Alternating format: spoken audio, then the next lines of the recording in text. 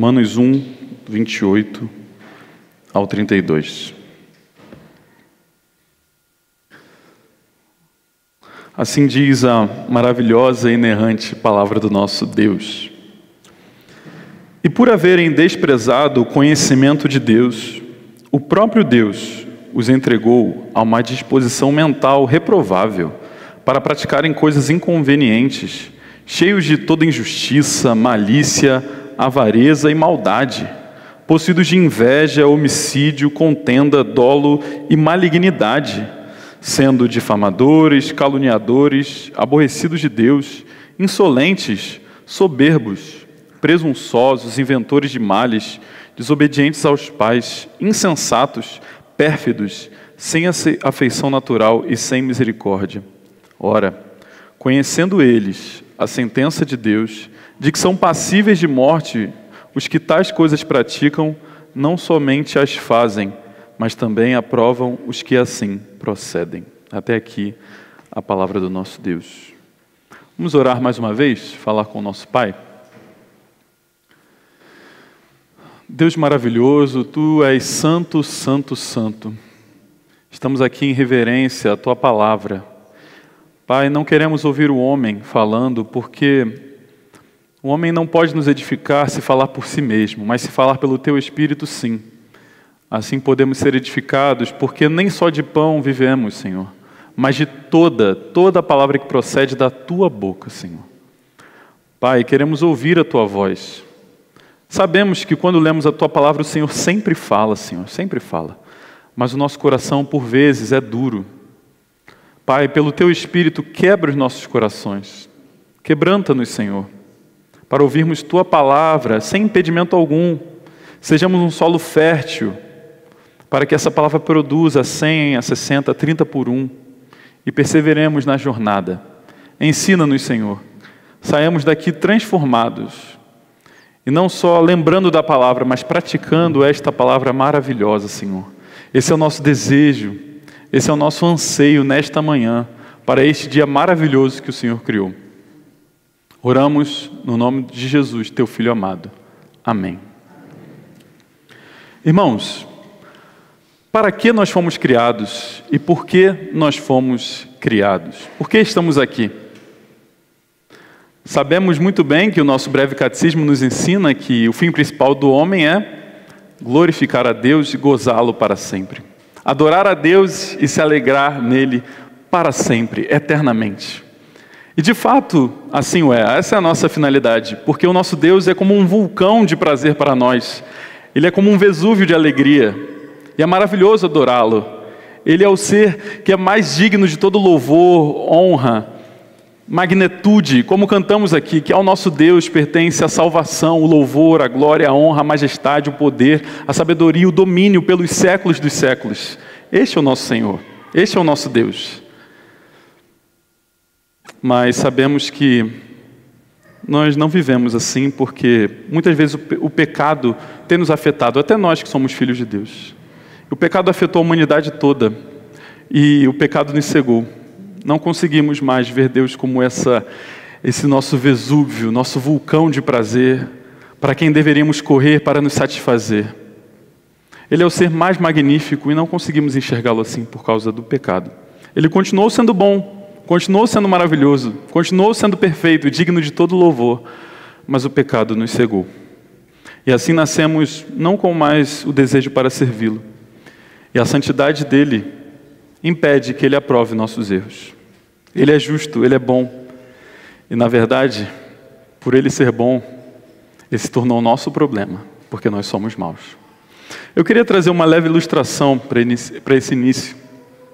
Talvez você conheça uma pessoa maravilhosa, uma pessoa que é fácil de conviver, um pai de família, uma pessoa muito boa, uma pessoa que, claro, mesmo sendo pecadora, a graça de Deus de forma comum está sobre ela, que você pensa, nossa, que pessoa fácil de conviver, de conversar.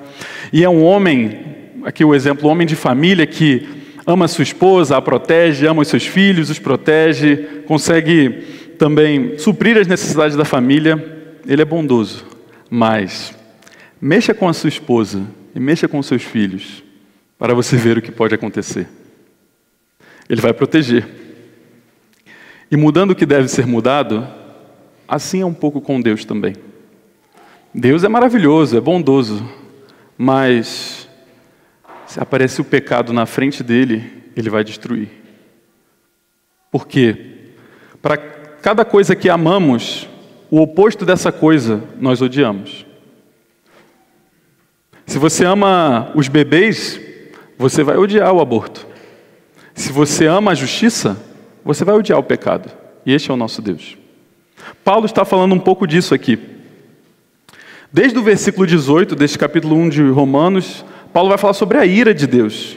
Está se manifestando contra os pecadores. Está mostrando a seriedade do pecado e a santidade de Deus. E chegamos nessa sessão onde Paulo já havia falado de muitos pecados. E vai falar sobre mais pecados. E a gente precisa falar de pecado, porque se não falarmos de pecado, não entenderemos a graça de Deus. E como Deus enxerga o pecado de forma tão séria, por Ele ser santo, santo, santo. Os pecadores escolheram, por causa do pecado, desprezarem a Deus. Mas Deus deve punir, Deus deve agir. E o título do sermão nesta manhã é Os efeitos de uma mente pecaminosa. Os efeitos de uma mente pecaminosa. O que uma mente pecaminosa produz. E por que devemos estar atentos a isso? Como é perigoso. Até para nós que somos cristãos, que somos filhos do Altíssimo. Paulo faz um jogo de palavras ao longo desses textos, desde o versículo 18, com o pensamento que os seres humanos desprezam a Deus, ignoram a Deus, mas Deus dá uma consequência para isso. Se os irmãos se atentarem do versículo 22 e 23, Paulo diz, inculcando-se por sábios, tornaram-se loucos e mudaram a glória do Deus incorruptível em semelhança da imagem de homem corruptível, bem como de aves, quadrúpedes e répteis. Mas Deus dá uma consequência para isso. O versículo 24 diz, por isso Deus entregou tais homens à imundícia. Então, os homens têm uma ação maligna e Deus os entrega. Mais uma vez isso acontece, versículo 25, quando diz, pois eles mudaram a verdade de Deus em mentira, adorando e servindo a criatura em lugar do Criador, o qual é bendito eternamente. Amém. E o 26 é a resposta de Deus a isso. Por causa disso, os entregou Deus a paixões infames, porque até as mulheres mudaram o modo natural de suas relações íntimas por outro, contrário à natureza. E o 27 diz que, semelhantemente, os homens também, deixando o contato natural da mulher, se inflamaram mutuamente em sua sensualidade, cometendo torpeza, homens com homens, e recebendo em si mesmos a merecida punição do seu erro. E o texto propriamente dito, que estaremos analisando nessa manhã, dá esse terceiro movimento. Porque, por causa do que foi praticado aqui, no versículo 26 e 27, essa malignidade, mais uma vez, do homem, falando especialmente dos pecados sexuais, a homossexualidade, o versículo 28 é a resposta de Deus, mais uma vez. E por haverem desprezado o conhecimento de Deus, o próprio Deus os entregou a uma disposição mental reprovável para praticarem coisas inconvenientes. O homem falha, não quer saber de Deus, Deus os entrega. Você quer se afastar de mim? Eu entrego a isso, a sua maldade. E o homem se afasta mais uma vez e Deus o entrega. E mais uma vez e Deus os entrega também. Esses dois primeiros aspectos já foram tratados e as suas consequências, mas agora vamos tratar do último. Porque primeiro, o homem foi afetado em sua afeição. Devem se lembrar que Paulo está falando que todos conhecem a Deus, têm uma noção sobre Deus.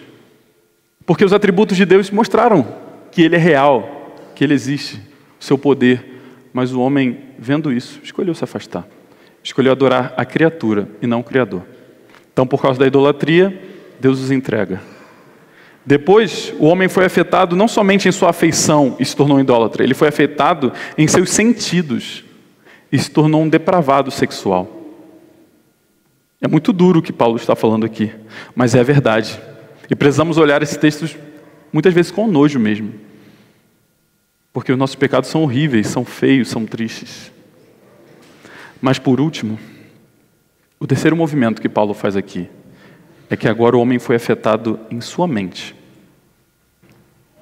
Claro, sempre foi a mente.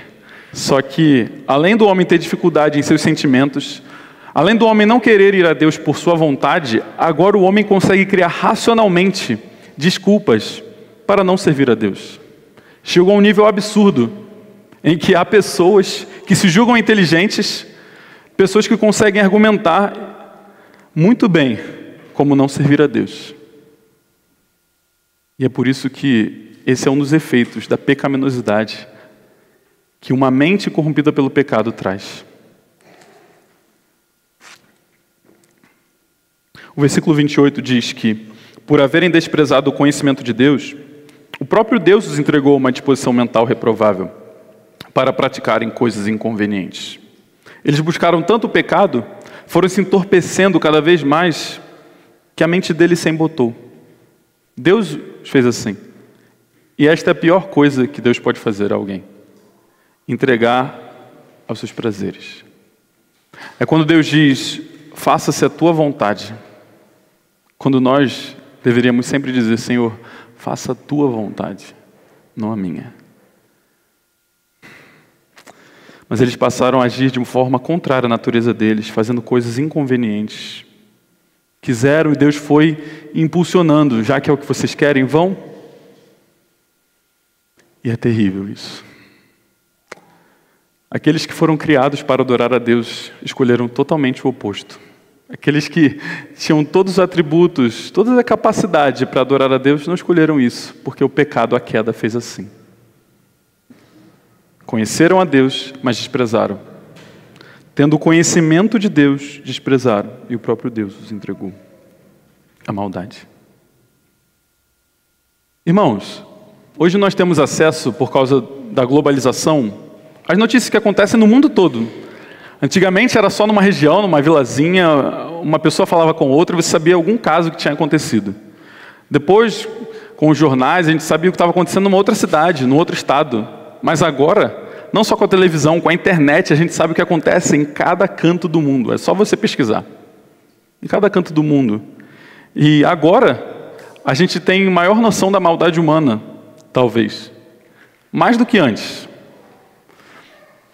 E dá a impressão que a maldade aumentou, e talvez tenha aumentado mesmo, mas aumentou a nossa informação sobre a maldade do homem. Como a gente continua vendo pelo mundo todo, sim, no Brasil também, mas no mundo todo, pais matando os filhos, filhos matando pais, a corrupção política, então, nem se fala, a gente conhece bem, infelizmente. A degeneração sexual, o que talvez você tenha ficado sabendo que aconteceu no carnaval, é melhor nem se lembrar. E as pessoas que foram criadas, essas mãos que foram criadas para fazer o bem, fazem o mal. Os pés que foram criados para o bem, correm para o mal. Os olhos que foram feitos para olhar o bem, olham o mal. E é terrível porque isso que a gente vê, que a gente acha terrível, é só a ponta do iceberg. Porque o problema é muito mais profundo. Está no nosso coração. Está na nossa mente. E Paulo vai dar uma lista de coisas terríveis que as pessoas começaram a praticar de formas inconvenientes. Do versículo 29 ao 31, ele fala o que uma mente depravada pelo pecado é capaz de produzir externamente. 29 ao 31, a palavra de Deus diz assim: cheios de toda injustiça, malícia, avareza e maldade, possuídos de inveja, homicídio, contenda, dolo e malignidade, sendo difamadores, caluniadores, aborrecidos de Deus, insolentes, soberbos, presunçosos, inventores de males, desobedientes aos pais, insensatos, pérfidos, sem afeição natural e sem misericórdia. A palavra de Deus está cheia de lista falando sobre a maldade do homem, né? Lá em Gálatas nós temos as obras da carne. Jesus mesmo falou do que contamina o homem, lá em Mateus 15, que o que contamina o homem não é o que vem de fora, é o que vem de dentro. Esse compilado de pecados que Paulo faz aqui pode ser dividido em 3 partes. Essa primeira parte vai até a palavra maldade, que aqui Paulo está falando de pecados básicos e genéricos. Ele fala cheios de toda injustiça, malícia, avareza e maldade. Está falando no âmbito geral. Está falando que esses homens, aos quais Deus entregou por terem desprezado a Ele, Eles estão cheios de toda a injustiça. São pessoas que, em seu âmbito de fazer o mal, em toda a sua capacidade, elas assim o fazem. Tudo que elas podem fazer de ruim, fazem. São pessoas com malícia. Tem toda a maldade em si. São pessoas avarentas. Retêm os seus bens para não ajudar o outro. São pessoas cheias de maldade. Muitas dessas palavras são intercambiáveis. Paulo aqui está querendo mostrar a amplitude do pecado, para gerar essa sensação no leitor de como o homem é mau, de como o homem é terrível. A sua segunda divisão dessa lista, vai até a palavra malignidade. E essa segunda parte fala de pecados mais específicos, ligados a relações interpessoais. Porque ele diz, possuídos de inveja, homicídio, contenda, dolo e malignidade. As pessoas aí no mundo cheias de competitividade. Talvez no seu trabalho, onde você estuda, você conheça pessoas assim, que pela competitividade tem inveja de você, tem inveja dos outros, cheios de uma inveja de quererem ser os melhores do que o outro. Houve um teólogo que uma vez disse que o nosso prazer não é simplesmente ter muito dinheiro, mas é ter mais dinheiro que o outro. O nosso prazer pecaminoso não é ser o inteligente, mas é ser mais inteligente que o outro. O pecado faz isso, gera essa competitividade nos seres humanos. Que não só fomos criados para adorar a Deus, sim, para se alegrar nele, e isso em comunidade. Deus não criou só um ser humano para adorá-lo. Ele não criou só Adão. Ele criou Adão e Eva para que se multiplicarem, criar uma miríade de adoradores a Ele.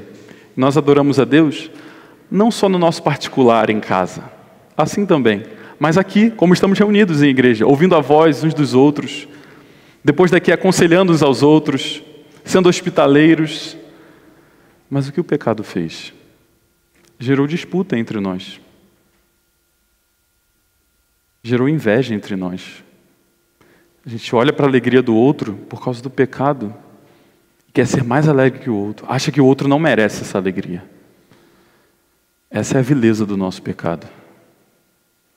Ele diz que essas pessoas também são homicidas, o homicídio. Querer que o outro deixe de existir. Tomar o lugar de Deus, de tirar a existência do ser humano, de levá-lo para si, e fazer isso. Não só em atos, mas na sua mente também. Vocês devem se lembrar do que Jesus disse. Aquele que chamar o seu irmão de tolo está proposto para ser levado para o inferno. É digno do inferno. É muito forte isso. Não somente isso, mas geram contendas. São pessoas que gostam de discutir, geram dolo, querem machucar o outro. São malignos. Tem toda a maldade em seu coração, meus irmãos. Que terrível. E a última parte desta lista são mais termos gerais que Paulo vai se utilizar para mostrar os desdobramentos do pecado. O quanto esse pecado é tão terrível que ele tem vários desdobramentos. Paulo não está pensando aqui em ser exaustivo, porque ele não vai falar de muitos pecados que ainda faltam. Mas ele está mostrando o quanto esses pecados se desdobram. Porque ele vai dizer dos difamadores, caluniadores, aborrecidos de Deus, insolentes, soberbos, presunçosos, inventores de males, desobedientes aos pais, insensatos, pérfidos, sem afeição natural e sem misericórdia. É engraçado que muitas vezes quando a gente vai falar de pecado, até em nossas orações de confissão, falamos, Senhor, perdoa por todos os meus pecados, o Senhor conhece. Paulo está fazendo questão de falar nome por nome de muitos pecados aqui. Porque para Deus o pecado é coisa séria. Porque a santidade de Deus é coisa séria.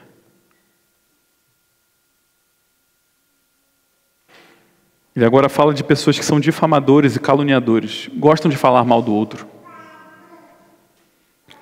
Às vezes são pessoas que se veem muito baixas e têm uma baixa autoestima por se esquecerem do amor de Deus por elas.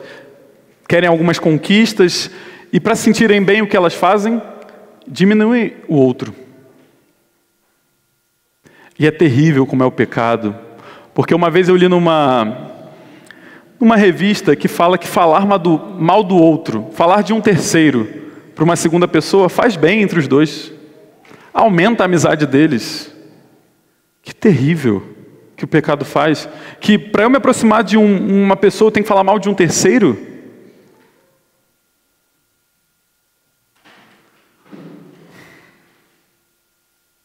Mas o pecado faz isso. Ele faz com que a gente tenha prazer de desprezar aquele que foi criado à imagem de Deus. Tiago 3,9 fala isso. Quando ele está falando dos pecados da língua, de falar, ele fala, como que você pode falar mal do outro, da imagem de Deus? Ele não está falando nem falar mal do seu irmão, falar mal de qualquer um. Todos somos imagem de Deus.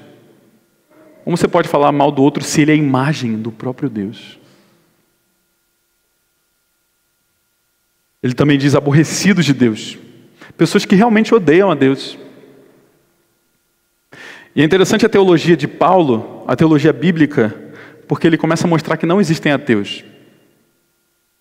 Porque ele disse, no versículo 20, que os atributos invisíveis de Deus, seu poder, a sua divindade, se reconhecem. As pessoas conhecem a Deus, mas o seu pecado é tão forte que elas fazem, como disse Paulo também, eles detêm a verdade pela injustiça. Por causa da sua injustiça, eles detêm a verdade, eles não querem saber da verdade, não querem saber que há um Deus. Diz o insensato em seu coração, não há Deus. Eles não querem saber de Deus. Apesar de o conhecê-lo, eles o desprezam. E assim eles o odeiam, eles são aborrecidos de Deus. Paulo continua dizendo que eles são insolentes, soberbos, presunçosos. Vivem só para si. E essa questão da insolência, soberba e presunção permeia todos os pecados. O grande mal, um dos grandes males que o pecado causou, foi fazer com que aquele que é criatura olhasse para si como o Criador, como superior a tudo. A gente entende um pouco bem esse sentimento, até nós que somos cristãos. O pecado ele afetou tanto a gente. De fato, Deus nos deu 2 olhos, nos deu uma visão para fora de nós, certo? Para a gente olhar coisas que não somos nós mesmos. Mas o pecado nos afetou de tal forma que, por causa disso, a gente acha que tudo gira em torno de nós mesmos. É o meu ponto de vista. É como se nós fôssemos os protagonistas da nossa própria história. E sem perceber, a gente fala até isso para os nossos filhos, na criação deles. Qual é o seu sonho, filho? Vá, pegue uma carreira, vá para longe, conquiste os seus sonhos. Quando a sua vida não é mais sua, você deveria pensar, no reino de Deus, o que eu devo fazer? Tudo bem, faça sonhos, tenha planos, mas para o reino, a sua vida não é mais sua. Lembram-se do que Paulo disse, porque já não sou eu quem vivo, não vivo mais, Cristo vive em mim. Esse viver que eu tenho na carne, vivo por amor àquele que se entregou por mim. A sua vida não é mais sua. Não são mais os seus planos para si, não é mais os seus sonhos para si. Você tem essa impressão, mas você não é o protagonista. Você pode até achar que é, mas no final você vai ver que o protagonista de tudo, o diretor de toda a história, o narrador, sempre foi o Senhor. A Ele sempre será a glória que Ele não divide com ninguém. Você não é o protagonista. Você não tem o direito de se achar melhor do que os outros, de querer sempre ser servido. Não é para você esta vida. A sua vida não é sua. Nunca foi sua como criatura, e agora como comprado por Deus, te livrando do pecado, ela é duplamente de Deus. Ela é duplamente do Senhor. Mas o pecado, as tentações, vão dizer para você, para não correr para o Senhor, que a vida com Deus é muito difícil, que eu não vou sentir prazeres. Sim, os prazeres carnais, você vai se abster deles. Mas em Deus a plenitude de alegria, como diz o Salmo 16, versículo 11. Em sua destra, delícias perpetuamente. Claro, a vida aqui não vai ser fácil. Jesus disse que no mundo teríamos aflições, certo? O mundo terão coisas difíceis e duras. E há muitos que pensam assim sem conhecerem a Deus. O mundo é tão difícil, o mundo não é fácil de se viver. Mas se você só pensa assim, você é um pessimista. O que Jesus disse em seguida? No mundo tereis aflições, mas tem de bom ânimo. O mundo é difícil, mas fique alegre. Encare esse mundo com ânimo. Mas se você só pensa assim, que em meio às dificuldades eu devo me alegrar, eu devo viver bem, você é só um otimista. Porque Jesus não parou por aí. Ele não disse só que no mundo teríamos aflições, não disse para ter bom ânimo, mas ele dá um motivo para ter bom ânimo. Ele traz um realismo. O que Jesus fala em seguida? Tem de bom ânimo, eu venci o mundo. Meus irmãos, o pecado vai dizer para você se achegar a Ele, porque a vida com Deus é difícil. E muitas vezes é. Deus nos dá, assim, muitos momentos de alegria, como temos aqui em comunidade. É maravilhoso. Ou cantarmos com os nossos irmãos, estarmos aqui aconchegados nesse templo. Mas quando saímos daqui, vamos para fora, enfrentar pessoas que podem nos perseguir, por falarmos a verdade, por pregarmos contra os pecados, a vida fica mais difícil. Mas Jesus venceu o mundo. Jesus venceu a morte. Ele nos comprou para Ele, das suas mãos nada pode nos tirar. Por que temer então? Olhemos para Ele, porque o nosso galardão está preparado nos céus. E assim poderemos viver aqui, fugindo do pecado que tenazmente nos assedia. Como uma cola tenaz, ele vem atrás da gente. Mas a gente diz não, e deve sempre dizer não. Lembrando que não somos os protagonistas, mas sim o nosso Senhor. Paulo, continuando, fala que eles são pérfidos, sem afeição natural, sem misericórdia. Pessoas que não querem nem amar, essa falta de afeição natural. Não amam. Tanto não amam que são pérfidos. Gostam de fazer o mal, não têm misericórdia. Pessoa cruel. Vê a pessoa sofrendo e quer fazê-la sofrer. Talvez você tenha um chefe assim, um parente assim, que você tenha olhado para essa miríade aqui de pecados e tenha identificado alguém assim.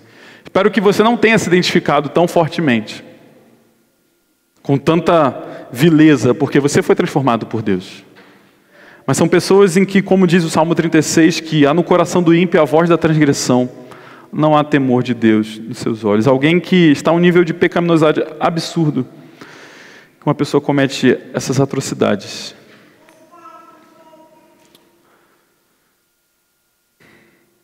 Mas falando de você, talvez você tenha lido tudo isso e pensado, eu não sou tão terrível assim. Eu não mato, não adultero, eu não sou cheio de inveja. E por um instante, sem perceber, você pensa, talvez eu não seja tão digno desse inferno, dessa ira de Deus. Eu não sou tão ruim assim como Paulo está colocando aqui. Será que ele está exagerando? Como eu disse, se você foi transformado e se você é divina semente, como diz o apóstolo João, você não vive pecando, porque quem vive pecando não conhece a Deus, assim disse João. Mas também João, lá em sua carta, disse que aquele que diz que não comete pecado, o que ele é? Um mentiroso. Então tome cuidado, porque a palavra de Deus diz em Tiago 2,10 que aquele que tropeça em um ponto é culpado de todos. Você é culpado de todos os pontos.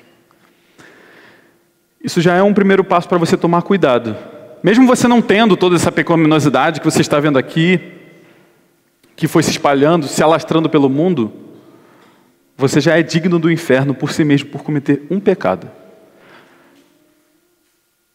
Mas em segundo lugar, com relação a esse pensamento que você pode ter, é que mora o perigo, porque você não está vendo quanto o pecado é terrível. Até mesmo o mínimo pecado Deus abomina.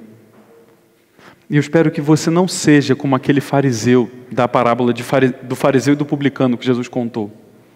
Aquele que quando vai orar, olha para toda a maldade do mundo, olha por aí fora, e você deve ter visto as pessoas no carnaval cometerem coisas terríveis e pensado assim, Senhor, muito obrigado, porque eu não sou como essas pessoas. Eu vou à igreja todo domingo, não só de manhã, eu vou à noite, eu vou na reunião de oração, eu oro pelos enfermos. Todo dia eu faço meu devocional sem parar. Eu não sou como essas pessoas. Eles são terríveis. Eu não. Tome cuidado. Porque o termômetro já está mostrando que você passou muito do ponto. Muito do ponto. E aí, cuidado para não cair no pior nível. No nível que o versículo 32 vai concluir, dizendo que as pessoas chegam. Que, ora, conhecendo eles a sentença de Deus, de que são passíveis de morte os que tais coisas praticam, não somente as fazem, mas também aprovam os que assim procedem.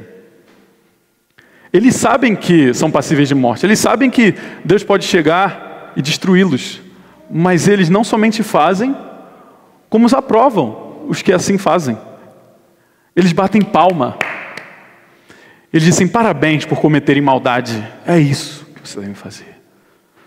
Maldade. Esse é o nível de pecado que o mundo chegou, está chegando e vai se alastrando. A graça comum de Deus muitas vezes nos livra de enxergarmos isso no mundo. Talvez você esteja em um ambiente privilegiado, onde está trabalhando só com pessoas crentes, ou pessoas descrentes, mas que Deus não permitiu que essa maldade saísse do coração e se mostrasse. Que bom. Mas há tantos lugares por aí em que essa maldade está se aflorando. Está se aflorando. Mas o julgamento de Deus virá. Até para essas pessoas que sabem que serão condenadas, que estão aprovando, virá. Eu quero caminhar para a conclusão, voltando àquela pergunta que eu fiz no início. Por que nós fomos criados? Para se alegrar em Deus, para adorá-lo eternamente. E essa lista de pecados que vimos aqui, desde lá do versículo 18, de como a ira de Deus se manifesta, ela é para mostrar como o pecado é terrível, meus irmãos. É para ficar batendo na tecla de como o pecado pode gerar coisas que fazem com que a gente sinta até vergonha. E por muitas vezes, é quando chega no nível absurdo, a gente não tem nem mais vergonha de errar. O pecado nos desviou dessa rota, que era se alegrar em Deus, e agora a gente se alegra no mal. Mas graças a Deus que nos enviou o nosso Salvador Jesus Cristo. Numa das listas de pecado, lá em Tito capítulo 3, Paulo vai dizer algo muito interessante. Ele diz que, pois nós também outrora éramos nécios, desobedientes, desgarrados, escravos de toda sorte de paixões e prazeres, vivendo em malícia e inveja, odiosos e odiando-nos uns aos outros. Mas ele não parou por aí.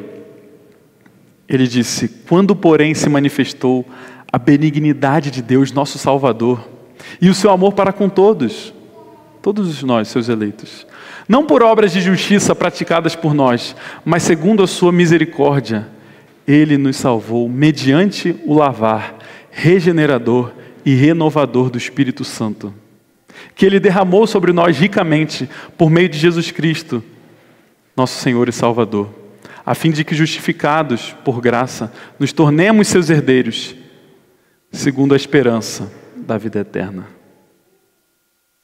Ele nos salvou por Jesus Cristo.